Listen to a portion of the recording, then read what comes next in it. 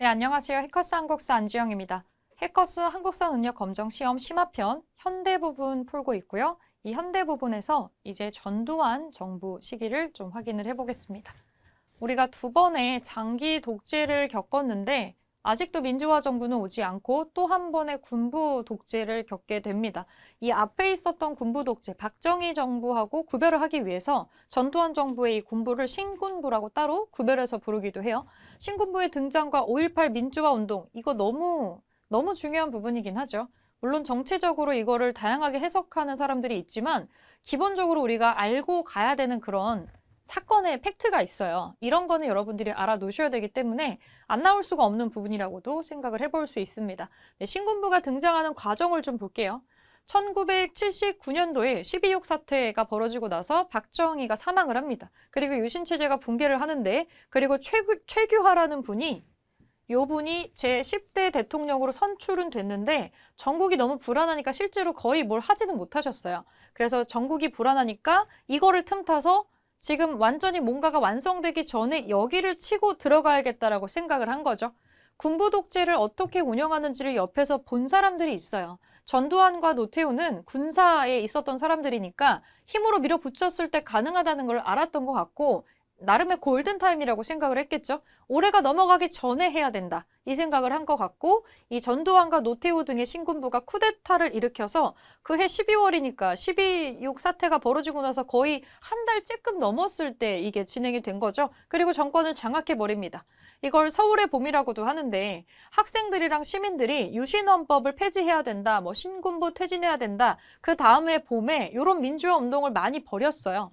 1979년도에 이 12.6 사태가 벌어지고 나서 12.12 사태까지 벌어집니다. 그리고 1980년이 되었을 때 이 1980년을 서울의 봄이라고도 하고 뭐 잔인한 봄이라고도 해요. 이때 우리가 또 가만히 안 있었단 말이에요. 군부가 또다시 정권을 장악하니까 아니 우리가 얼마나 길게 군사 독재를 겪었는데 또 군부야? 이 생각을 사람들이 하게 되고 격렬하게 반발을 합니다. 학생과 시민들이 모여서 헌법도 폐지하고 신군부 너네 다 가라. 비상계엄도 내리지 마라. 민주적인 절차를 통해서 민간정부, 민주정부 다시 수립해라 하면서 시위를 또 전개를 합니다. 학생들이 모여가지고 서울에서 이 5월 달에도 벌써 크게 시위를 한번 했어요. 서울에 지금 서울역 광장 같은 데 모여가지고 거의 20만 명? 이 정도 모여서 크게 물러나라고 퇴진 시위를 또 했는데 잘 안 됐죠. 그리고 이게 전국에서 동시다발적으로 같이 일어났어요. 이거 말도 안 된다 하면서 일어났는데 대부분은 힘으로 밀어가지고 이거를 정리를 시켰는데 유일하게 이런 민주화 운동의 기세가 사라지지 않고 계속 이어지고 있어서 신군부를 당황시켰던 데가 바로 광주입니다. 그래서 광주에서 이 사건이 일어나게 되는데 이게 너무 사실 끔찍한 상황이죠. 저도 제가 학교를 다닐 때 중학생 때 역사 선생님이 이거의 영상을 보여주신 게 있어요. 우리 학생들 입장에서는 그때는 무슨 영화를 보여준다고 생각을 했지 이게 정말 있었던 어떤 사건을 담은 테이프다 이렇게는 생각을 하지 않았고 그냥 그때 생각했던 건 너무 징그럽다, 잔인하다, 저게 뭐지? 이게 무슨 영화지? 이렇게만 생각을 했었는데 그때 이제 그 영상을 틀어주시고는 짧게 얘기를 하시는 거죠. 지금 본 건 영화가 아니고 실제 우리나라에서 1980년에 있었던 광주 학살의 장면이다. 이거 북한이랑 싸운 거 아니고 일본이랑 싸운 거 아니고 그냥 우리나라 정부가 아무 잘못 없는 일반 시민을 이렇게 한 장면을 너네가 지금 봤다. 이걸로 굉장히 충격을 받았던 기억이 있는데 이 영상조차도 사람들이 보고 알게 된 것도 사실 크게 오래되진 않았어요. 그만큼 충격적인 사건이었는데 신군부가 정권을 장악하기 위해서 전국의 비상계엄령을 확대를 해요. 그게 1980년 5월 17일의 일인데 그 김대중 등의 야당의 주요 정치 인사들, 학생 지도부들이 구심점이 되면 안 되니까 진즉에 체포를 하고 구속을 합니다. 여기에 대한 반발 시위가 일어났던 건데 전개 과정을 딱 보면은 광주 지역의 학생이랑 시민들이 계엄령을 철폐하고 김대중 석방해라. 광주 인물이잖아요. 김대중을 석방해라 하면서 민주화 운동을 크게 전개를 하는데 좀채 잦아들지를 않으니까 이거를 한 방에 정리하기 위해서 공수부대를 투입을 해요. 신군부가 훈련된 공수부대를 투입을 하면서 굉장히 무자비한 진압을 시도를 했다는 거죠. 그래서 신군부의 진압을 보면은 이때 사람들이 많이 죽거나 다쳐요. 그냥 총 쏴버린 거거든요. 이 말도 안 되는 일이에요. 이거를 광주를 굉장히 밀폐한 상태에서 이걸 진행을 했기 때문에 사실은 처음에 시위가 발생했을 때 다른 지역에는 이 무력으로 눌렀는데 눌러지지 않으니까 조금 당황을 해요. 그래서 이게 혹시 부마 항쟁처럼 커지거나 아니면 혹시 4.19처럼 전국으로 올라오면 그때는 어떻게 하지 못한다라는 걸로 지레 겁을 먹고 광주를 폐쇄합니다. 이 광주를 폐쇄할 때 여기로 들어가는 차량도 전부 통제를 하고요. 전화선 전부 끊어버리고 사람들이 이상하게 생각하잖아요. 광주가 또 큰 도시인데 여기 지금 북한의 간첩이 내려갔다. 그러면서 간첩 잡을 때까지 아무도 못 간다. 이렇게 얘기를 해버리니까 그때 뭐 인터넷이 있어요? 뭐가 있어요? 아무것도 없죠. 사람들 진짜 그런 줄 알았을 거예요. 그렇게 밀폐한 상태에서 근데 무슨 생각으로 이랬는지 모르겠어요. 광주라고 하는 이 도시에 사람들을 다 죽이려고 한 건지 어떻게 이거를 완벽하게 은폐할 수 있을 거라고 생각을 한 건지 정말 무서운데 더 무서운 게 뭐냐면 이때 투입된 공수부대들 있잖아요. 이 공수부대원들은 밤에 기습적으로 헬리콥터 같은 데 실려가지고 갔단 말이에요. 그리고 이 공수부대원들한테는 너희들은 지금 이 광주에 숨어있는 간첩을 잡는 거야. 일반 시민이 아니라 그냥 다 간첩이라고 생각해. 시민이라고 생각하지 마. 이렇게 세뇌를 받았다는 거예요. 그리고 처음에는 어디로 가는지 목적지도 안 알려줬대요. 북한으로 가는 줄 알고 있었던 공수부대원도 있어요.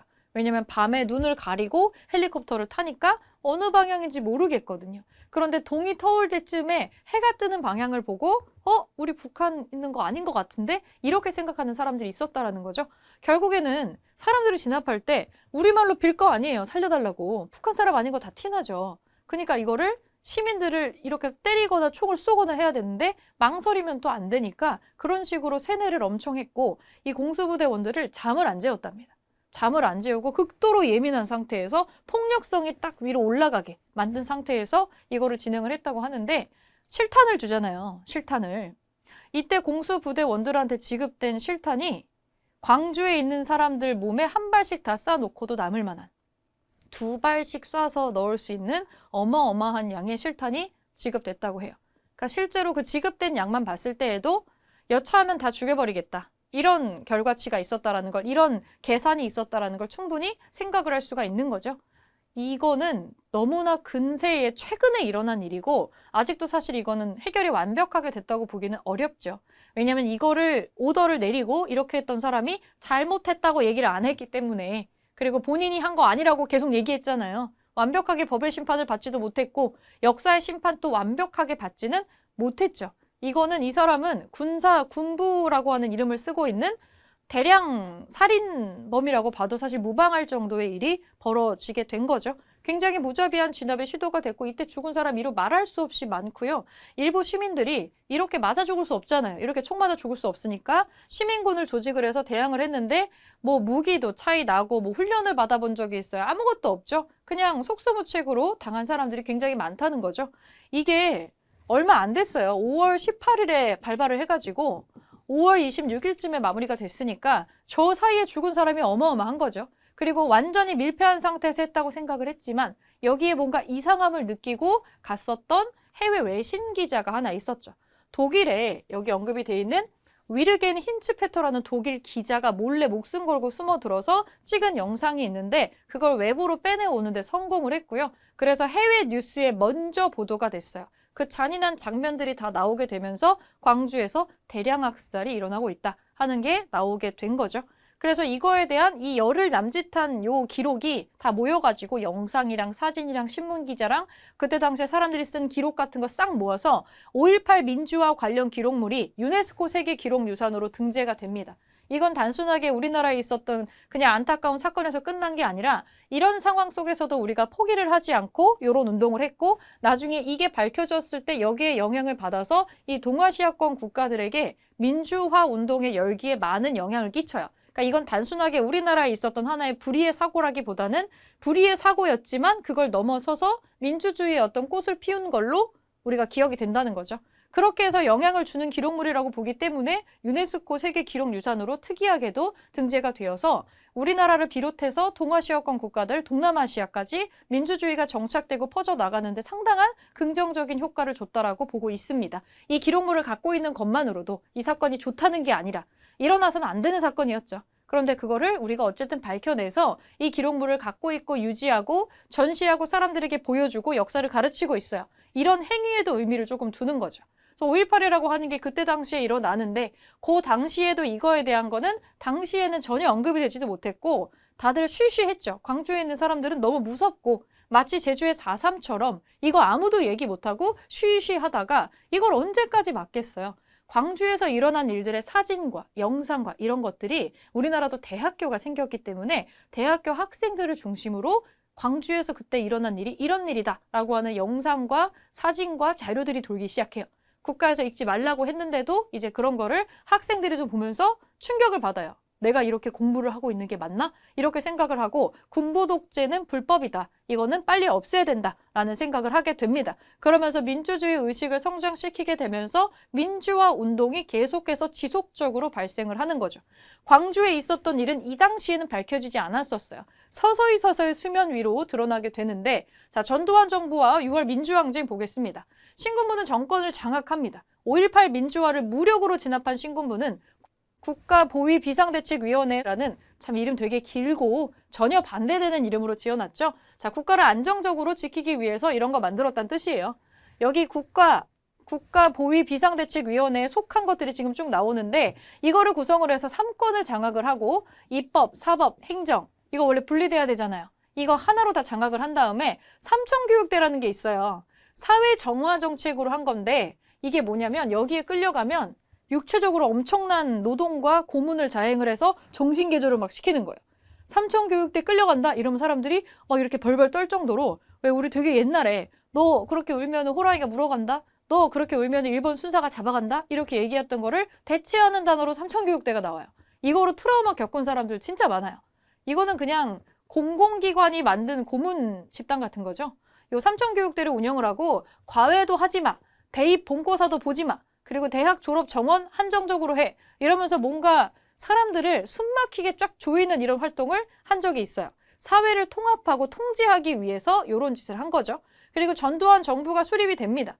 통일주체 국민회의에서 전두환을 11대 대통령으로 선출을 하죠. 이게 뭐예요? 이거 장충체육관에서 박정희를 대통령으로 뽑아준 말도 안 되는 이 단체가 아직 유지가 되어서 똑같은 방식으로 전두환을 11대 대통령으로 선출을 하게 되죠. 그리고 나서 이 사람이 또 내가 또 죽을 때까지 또 대통령도 해야 되고 장기 독재 해야 되니까 또다시 개헌을 합니다. 법에 손을 대어 선거인단에 의한 대통령 간선제, 직선제는 못하겠죠. 그리고 7년 단입을 하겠다. 그러면서 개헌을 통해서 12대 대통령에도 또 전두환이 당선이 됩니다. 7년 단임이 자기 깐에는 단임을 한다. 연임하지 않겠다. 나 앞으로 딱 7년만 하고 끝낼게. 라고 본인 깐에는 또 약속을 이렇게 한 것 같아요. 하지만 사람들한테 동의를 얻은 거는 아니겠죠. 편법으로 전두환이 장기 독재를 이어가고 있고요. 강압정책 당연히 하죠. 언론 통제합니다. 언론을 통폐합하고 기본법을 정해서 옛날에 우리 일제강점기 때 무슨 검열하고 삭제하고 정간 폐간했던 것처럼 언론 통제를 굉장히 많이 하고 민주화 운동을 상당히 많이 탄압을 하죠. 그리고 유화 정책으로 민주주의 운동 같은 데 사람들이 정신을 쏟지 못하게 다른 당근을 막 던져요. 그게 뭐냐면 스포츠, 프로야구, 프로축구를 출범시키고 중학교는 의무교육을 실시를 해가지고 학교 그냥 올라가게 해줘요. 그리고 야간에 통행금지 했던 거 이제 해제시켜서 사람들이 노는 거에다 정신을 쏟게 합니다. 그러면서 다른 쪽으로 정신을 막 돌리는 거죠. 그리고 설상가상으로 이때 우리가 3조 호황이라는 걸 맞게 되면서 딱히 전두환 정부가 뭔가를 했다기보다는 뭔가 잘 맞물려가지고 경제가 버블 경제로 발전을 하게 돼요. 저달러, 저유가, 저금리가 이 3단계가 딱 맞물려 떨어지면서 물가가 안정이 되고 수출이 증가하면서 경제가 성장을 합니다. 그러면서 이제 통일정책도 또 하나 하는데 최초의 이산가족의 고향 방문, 예술공연단의 교환을 실현을 하면서 이산가족 상봉을 처음 하는 거예요. 이게 얼마나 이슈였겠어요. 사람들이 여기에 정신을 쏟느라고 민주화 운동이나 이런 거에 대해서는 정신을 쏟지 못하게 하는 이런 거를 좀 한 거죠. 이런 식으로 눈 가리기 아웅을 지금 진행을 하고 있고 그러면 이건 언제 끝나느냐? 6월 민주항쟁이 있습니다. 너무너무 중요해서 이거는 별표를 쳐야 되는 왜냐면 한국사 능력 검정 시험이라는 걸 하는 이유가 한국인으로서 대한민국의 역사를 이 정도는 알고 있어야지 이런 걸 평가하는 시험이에요. 그럼 당연히 한국의 민주주의가 어떤 과정을 거쳐서 발전을 했는지 알고 있어야겠죠. 그래서 6월 민주항쟁에서 우리가 민주주의가 완성되거든요. 1987년입니다. 저거 동명의 영화도 있었잖아요. 이거를 배경으로 만든 영화인데, 자, 전두환 정부의 권위주의적 통치, 강압적인 통제, 그리고 직선제 개헌운동이 일어나요. 우리가 직접 뽑겠다 대통령, 간선제 안 하겠다, 이렇게 일어나게 되는데 민주화 운동은 탄압을 하면 할수록 점점 수면 위로 올라오게 됩니다. 자, 문제의 87년도에 일어난 일을 순차적으로 한번 볼게요. 그해 1월 달에 이런 일이 벌어집니다. 박종철이라는 사람이 있어요. 서울대학교 학생이었던 박종철이 민주화 운동을 하던 학생이었는데 체포를 해서 고문을 한 거죠. 고문을 하다가 고문 중에 사망을 합니다. 물고문을 하다가 사망을 한 것으로 추정이 돼요. 근데 이 사건이 발생을 했는데 학생이 죽었잖아요. 서울대학교 다니는 학생이 죽었잖아요. 이게 사실 은폐가 되는 사건이 아니에요. 가족들은 얘가 지금 실종 상태로 경찰에 잡혀간지도 모르고 있는 상황에서 얘가 갑자기 죽어버렸으니까. 그래서 나중에 이거를 축소하고 은폐를 하려다가 발각이 됩니다. 세상에 그 어떤 부모가 서울대학교 다니는 자식을 이렇게 갑자기 죽었는데 시체를 보지도 않고 화장을 하고 그렇게 하겠어요. 당연히 죽었어도 자식의 시체를 확인해 보려고 했을 것이고 왜 죽었는지 제대로 알려고 했을 텐데 불법적인 민주화 운동, 그러니까 불온 사상에 심취해가지고 그런 거 활동을 하다가 잡혀서 취조를 받던 중에 이 되게 무리수가 나와요. 이 학생을 취조하는 도중에 그 어떤 가혹행위도 없었고 우리가 책상을 탕 하고 쳤더니 억 하고 죽었다는 거예요. 심장마비로. 말도 안 되죠. 부검도 못하게 하고 그냥 바로 화장을 하려고 하는데 그때 이 박종철 학생이 물고문으로 사망을 했을 때 이걸 고문을 했었던 경찰들을 당황을 해가지고 의사를 불러요. 근데 이미 심정지가 다 끝난 상태의 시체를 보게 된 거죠. 그리고 바닥에 막 물이 막 흥건하고 막 하니까 그 의사도 직감적으로 고문으로 죽었구나 이렇게 바로 알게 됐는데 자기도 끌려갈 수도 있으니까 사망했다 이미 이거 살릴 수 없다 이렇게 얘기하고 나오는데 신문기자가 이 부검을 참여했었던 이 의사 이거를 진단했었던 의사를 몰래 만나요. 어떻게 몰래 만나가지고 남자 화장실에서 몰래 이렇게 만나거든요. 만나서 급하게 이제 물어보는 거예요. 정말로 심장마비로 죽은 게 맞습니까? 이렇게 얘기를 물어보는데 그 의사도 무섭잖아요. 자기가 괜히 이런 얘기 했다가 자기도 끌려갈 수도 있으니까. 하지만 의사로서의 양심이 또 걸리죠. 그래서 뭐라고 얘기했냐면 심장마비로 사망한 거는 아니고 주변에 물이 흥건했다. 몸에 물이 있었단 얘기죠. 물고문이라고 하는 걸 시사를 하면서 그 기자가 그거를 특종기사로 쓰게 되는 거예요. 물고문으로 사망했다. 그러면서 일파만파 일이 커지게 되고 서울대학교 학생 박종철이 물고문으로 사망을 했는데 그거를 은폐하려고 했다 정부가 사람들이 들들 끓기 시작합니다. 특히 같은 대학생들이 굉장히 분노를 하게 되고 서울대뿐만이 아니라 연세대, 고려대를 비롯한 서울의 학교의 학생들이 다 같이 부글부글 끓게 돼요. 그러면서 이제 사람들이 열기가 점점 뜨겁게 오르는 그 가운데 이제 약속했던 7년이 거의 지나가고 있잖아요. 그럼 이제 정말로 단임을 해가지고 하는 건지 이 정권을 어떻게 할 건지에 대한 어떤 액션이 필요한데 직선제로 바꿔줄 건지 안 한 건지 결정할 타이밍이 지금 왔어요. 근데 4.13 호헌 조치라는 게 됩니다. 4월 13일에 전두환 정부가 발표는 했는데 대통령 직선제 안 할 거고 간선제 계속 유지할 거야. 7년 단임제 하는 거 현행 헌법을 그대로 유지하겠다라는 내용의 4.13 호헌. 호헌이 헌법을 소호한다는 뜻이에요. 지금 헌법 바꾸지 않고 그냥 가져가겠다는 뜻이에요. 그리고 같은 군부 독재에 있었던 노태우를 이제 밀어가지고 그렇게 다시 이어가겠다라는 걸로 발표를 하니까 사람들이 이제 빵 터집니다. 4.13 호헌 조치에 반대하는 시위가 도처에서 계획이 되는데 원래는 60 국민대회를 학생들이랑 시민들이 다 같이 준비를 했어요. 그런데 6월 달에 전야제 격으로 연세대학교에서 먼저 전야제 시위가 있었는데 여기에 반대하는 시위 도중에 연세대학교 학생 이한열이 최루탄을 뒤통수에 맞아 쓰러지는 사건이 발생을 해요.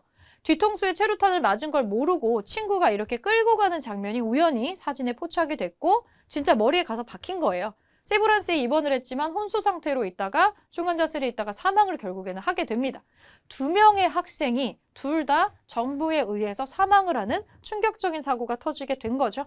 이게 기폭제가 되어서 한열이와 종철이를 살려내라 라는 구호로 들들 끓게 되고요. 60 국민대회가 굉장히 크게 일어나서 이렇게 독재 정치를 되게 무시무시하게 했는데도 이제 사람들이 참지 않는 거예요. 이렇게 어린 학생들까지 이렇게 맞아 죽고 고문당해 죽고 이 경찰한테 최루탄 맞아 죽고 하는 이 상황이 정상이냐 우리가 이거를 가만히 보고 있어야 되냐 하면서 사람들이 들고 일어나서 호헌 철폐 독재 타도라는 구호를 외치면서 어마어마한 인파가 서울의 광장과 광화문 일대를 가득 채우게 됩니다. 결과가 어땠냐면 이게 중요한 건데 결국에 6.29 민주화 선언이 일어나게 되는데 당시에 여당의 대통령 후보였던 노태우가 약속을 해주는 거죠. 이제는 대통령은 5년 한 번만 합니다. 5년 단임을 할 거고 대통령 직선제로 개헌하겠습니다. 라고 하는 선언을 발표를 해서 여야가 합의를 해서 헌법을 바꿉니다. 5년 단임의 대통령 직선제, 지금 우리가 갖고 있는 현행헌법이에요. 이게 요때 결정이 됩니다. 드디어 우리가 지금의 민주주의를 요때 완성하는 방점을 찍었던 거죠. 물론 노태우가 대통령이 당선됐다라는 점에서는 이후에 완전히 민주정권으로 이양을 하지는 못했지만 직선제와 5년 단임을 드디어 이뤄냈다라는 점에서 상당한 의미가 있는 사건이라고 볼 수 있습니다. 이게 6월 민주항쟁입니다. 여기까지 여러분들이 기억을 해놓으시고 이제 이 뒤부터 노태우를 중심으로 해서 그 뒤에 민주주의 정부가 들어서게 되는데 그리고 나선 이제 현대 대한민국의 역사가 나올 겁니다. 다음 시간에 노태우부터 시작해서 뒤에 일대기를 또 살펴보겠습니다.